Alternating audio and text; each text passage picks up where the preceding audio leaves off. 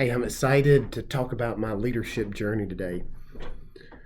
Growing up, it was hard for me, and I blame my brother for it because he aced school.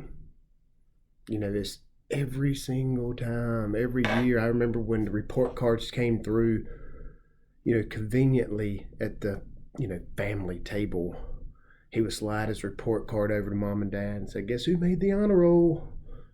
And they would ask me, "I said, where's your report card?" And I'm like, "Teacher don't have it for me." So I made up some bogus excuse because I was like, mine is D's and F's, and I never knew why I couldn't do it.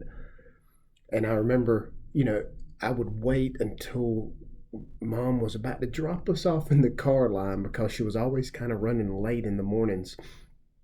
And right when I opened the door, I was like, "Hey, mom, this is due today. Can you sign it?"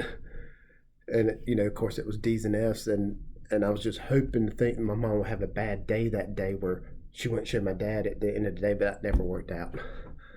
So I struggled all through school. I was labeled as the dumb kid. I was in every special ed class. I really was very dyslexic, and they didn't really test you for that. I did do a lot of testing, and I'm pretty sure I got a certificate to prove that I wasn't a smart one. But I went through life in this, because I really thought leaderships and stuff, people were born with this natural ability. There's something in them that just could rally people around and just inspire people. And I just thought they were natural born leaders. And I didn't see nothing special in me. And I just never thought I would amount to anything.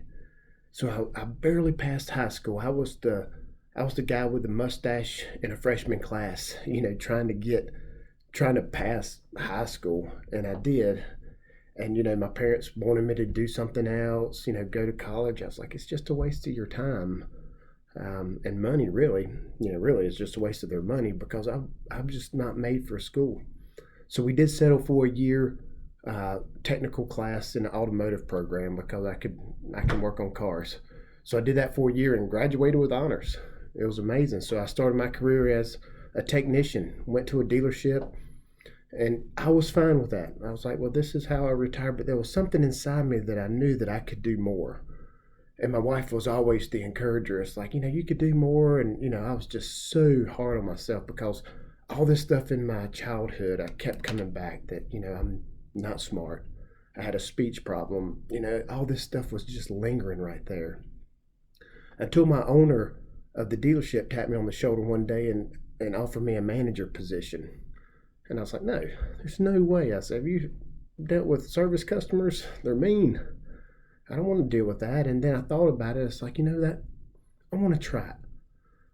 So I tried it, and it took me a while to get my feet on the ground.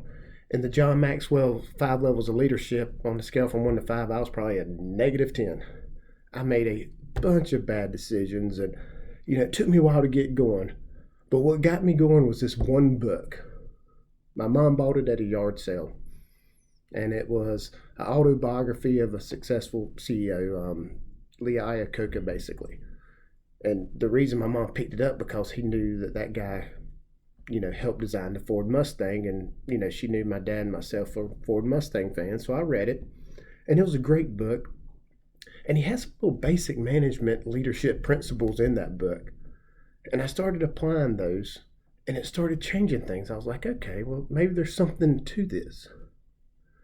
And I remember like it was yesterday, we have a closet in the dealership.